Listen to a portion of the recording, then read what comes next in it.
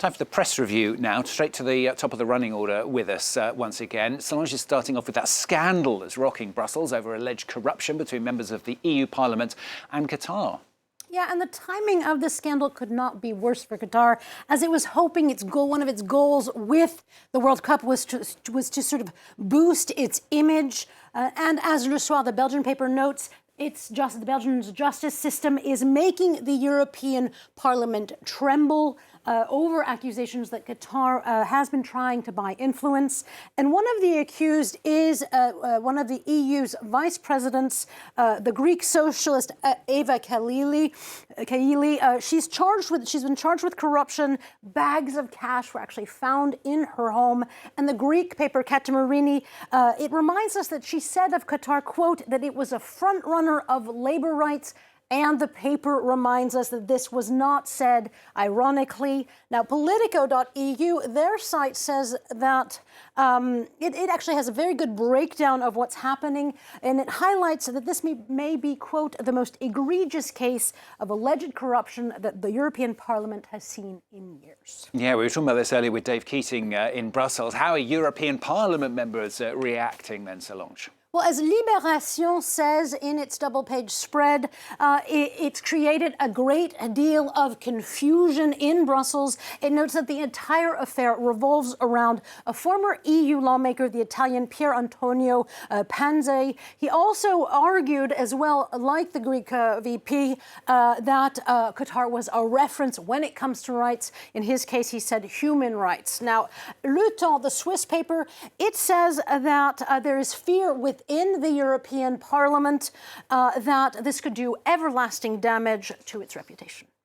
More European politics, this time Ukraine, though. EU member states and G7 countries are meeting in Paris to discuss help for Ukraine. Yeah, and as La Croix tells us, it shows us on its front page, l'Ukraine est dans la nuit. Ukraine is in the night. It is night in Ukraine. The paper reminds us that half of the population, half of Ukraine's electricity grid is still down, and that such outages for the Ukrainian population create much anxiety and suffering. And so the paper says in a double-page spread on this, it says that the talks tomorrow between the 47 nations is a way of showing that these nations believe in a post-war Ukraine. But beyond these businesses' pledges that they'll invest in Ukraine once the war is over, Le Temps says that there are currently problems right now with that aid, the aid that's coming into Ukraine. It is an issue of financial needs, this Swiss paper argues, but it is also an issue of access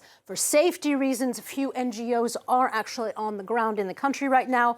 And then there's the military front. As the Wall Street Journal tells us in an article about arms, the mounting costs of weapons is also beginning to draw attention, and that Europe and the US, they are doing all they can to avoid a protracted, frozen conflict. And as winter temperatures hit Ukraine hard, there is, though, some positive news. This is about the potential, anyway, for a brighter future when it comes to energy. Yeah, but good news, but even though we are still a long way off, as the Washington Post tells us, the U.S. scientists have made a major breakthrough discovery in the quest to create an abundant amount of power that has a zero carbon footprint. But as the FT, the Financial Times, notes, this so-called holy grail of clean energy is still decades away. But the potential is hard to ignore, they say, as is the fact that the fusion breakthrough is due in part to billions of dollars from the U.S. government. A tweet has gone viral. Who are we talking about? Could it possibly be Elon Musk? Yes, as usual, always tweet equals Elon Musk, at least at the moment. He wrote, this is the tweet in question, the viral tweet. My pronouns are prosecute Fauci. This attack is creating a viral uproar in multiple ways. First, there's the LGBTQ plus issue, as we see in this tweet by astronaut Scott Kelly. He writes that it promotes hate towards an already marginalized population.